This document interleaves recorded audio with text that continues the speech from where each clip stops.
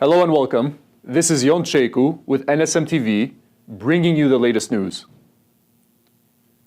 A serious air accident shook New York overnight. An Air Canada plane collided with a fire truck on the runway, resulting in fatalities and the temporary closure of the airport.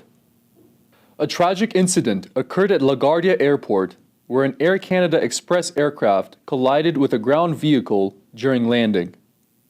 According to reports, the pilot and the co-pilot lost their lives in the crash, while a total of 76 people were on board. The plane struck a fire truck on the runway, an incident that forced authorities to temporarily close the airport. Footage from the scene shows the aircraft tilted forward with severe damage to the front section, while emergency vehicles and police surrounded the area with active warning lights. A large number of firefighters and rescue teams were deployed to the scene. Earlier reports from NBC News indicated that 4 people were injured, including the pilot and co-pilot. The fire truck carried police officers, with a sergeant and an officer sustaining fractures but remaining in stable condition in the hospital. U.S. authorities have launched an investigation to determine the cause of the accident, and the National Transportation Safety Board has confirmed it will lead the investigative process. New developments have emerged in U.S.-Iran relations amid claims of dialogue and denials from Tehran. The U.S. president announced a temporary halt to attacks, raising hopes for reduced tensions.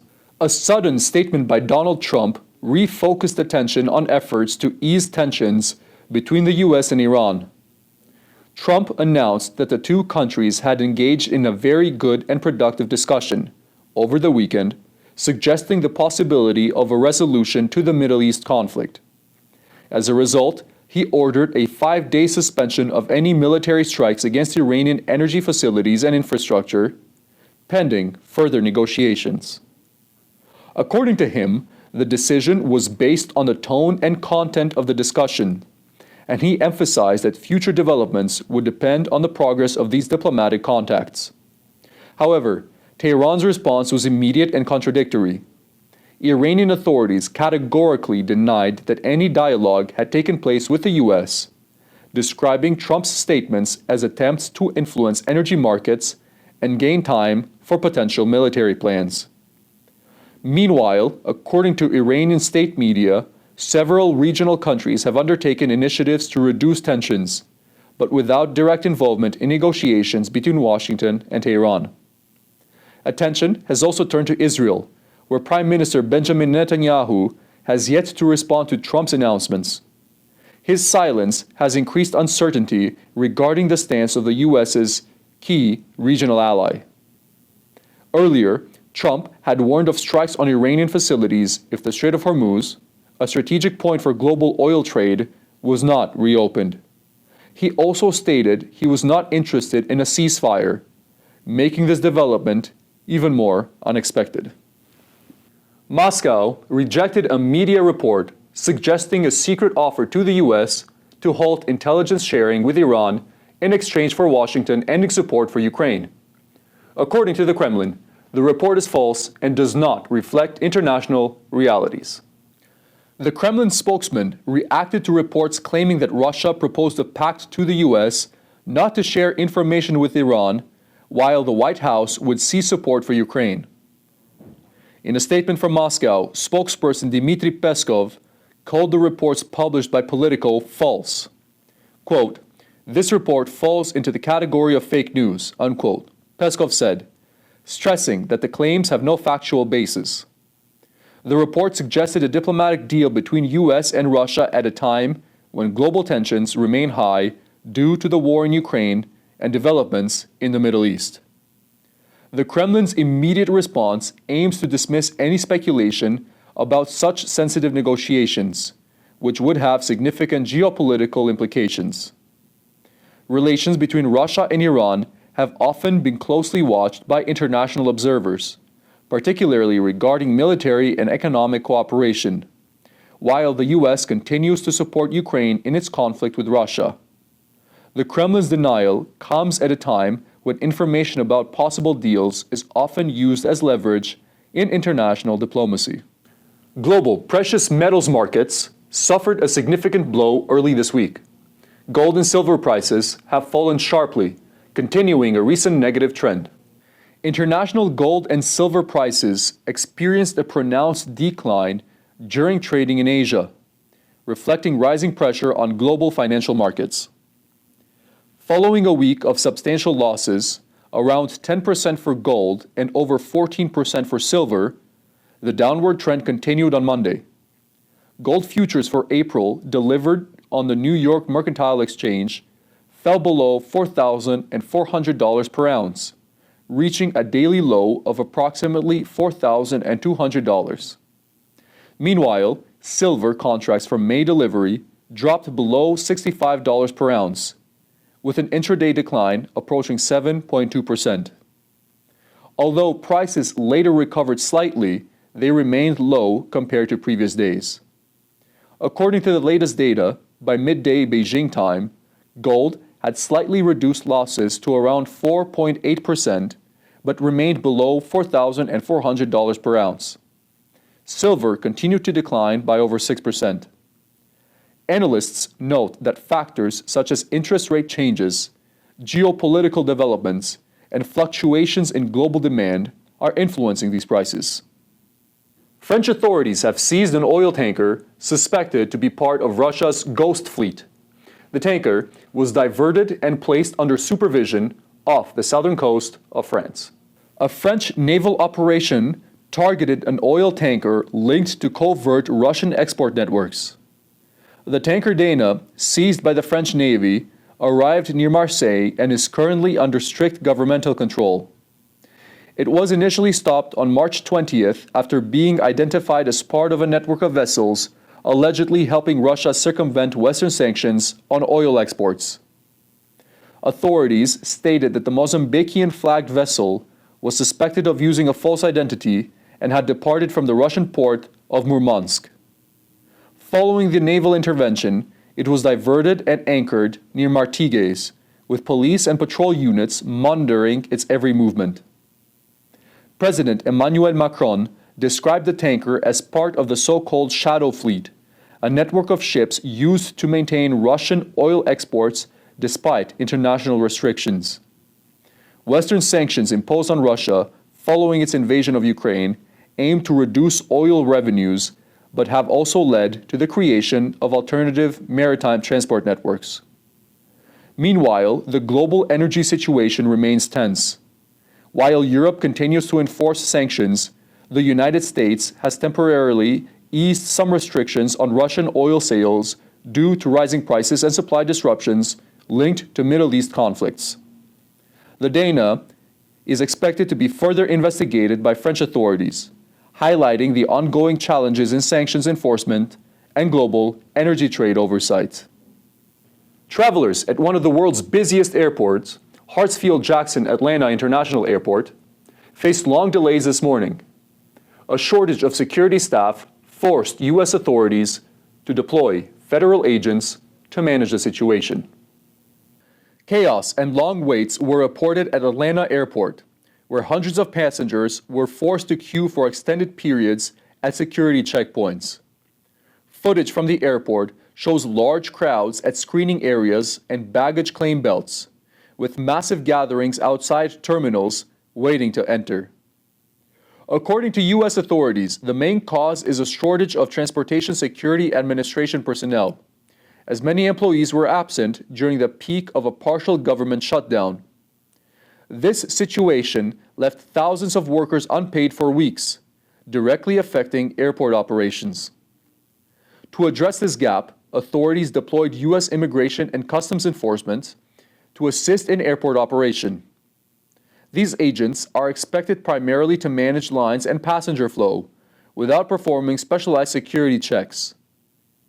The decision to use ICE agents has sparked debates and criticism, as unions and security experts warned that they lack the necessary training for specific airport security duties. After a 14-week break, Ontario's Parliament resumed work in a politically tense environment, with government transparency and budget decisions at the center of the debate. Political activity at Queen's Park resumed this Monday, opening a session expected to be dominated by political clashes and discussions over the new budget. The government, led by Doug Ford, has faced strong criticism from the opposition, accused of deliberately avoiding public accountability.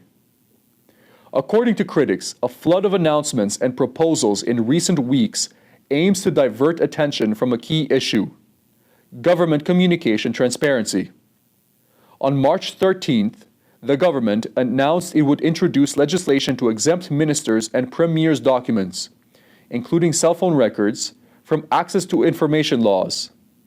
Minister Stephen Crawford stated the move seeks alignment with other jurisdictions, while Ford argued that cabinet discussions should not be publicly accessible. However, critics strongly oppose the initiative, especially as media outlets such as Global News pursue legal action to access the premier's phone records. The Information and Privacy Commissioner has stated that these records should be public, as Ford uses his personal phone for government matters. NDP leader Merritt Stiles emphasized that citizens have the right to know who the premier communicates with when making decisions. Meanwhile, interim Liberal leader John Fraser described the situation as an attempt to avoid political accountability. Concurrently, the government has made other announcements that have drawn public attention, from allowing alcohol consumption at festivals to proposals on high occupancy vehicle lanes and live streaming of parole hearings. Elections in France's largest cities have confirmed the dominance of traditional left-wing forces, while results indicate a significant rise of extremist forces in certain areas.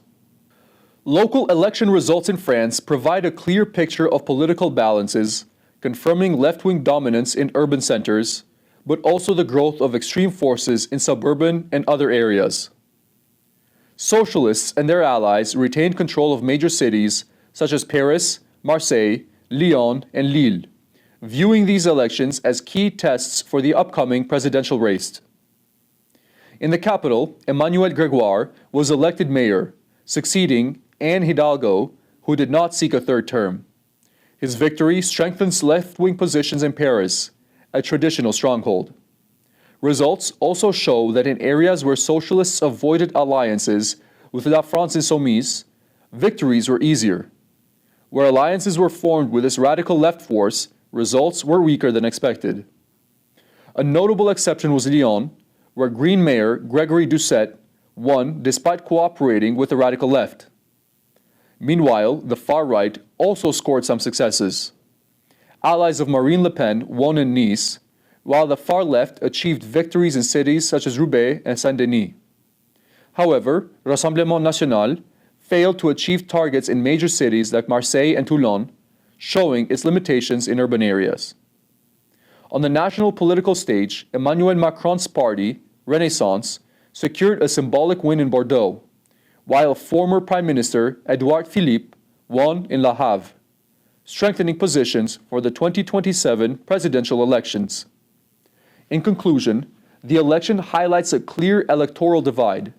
The extreme left gains ground in urban peripheries, the extreme right in less urbanized areas, while traditional parties continue to dominate major cities, maintaining national influence. China continues expanding its space presence with another successful mission. A sea-launched commercial rocket carried a group of satellites into orbit. Another step forward in China's space program was marked this weekend with a successful orbital launch from the eastern coast. The Smart Dragon 3 rocket, also known as Jielong 3, lifted off from waters near Hiang City in Shandong Province, sending the CentiSpace O2 satellite group into orbit. The launch occurred at 23:49 Beijing time from a sea-based platform, demonstrating China's flexible launch capabilities from both land and sea. The mission was carried out by the Taiyuan Satellite Launch Center, coordinating with the offshore operation. According to authorities, the satellites reached their planned orbits, fulfilling mission objectives. This was the 10th flight of the Smart Dragon 3 model, a 4-stage, solid fuel rocket primarily designed for commercial missions. It is considered an important tool for rapid and cost-effective deployment of satellites into orbit. Political tensions in Albania erupted into violent protests in the capital.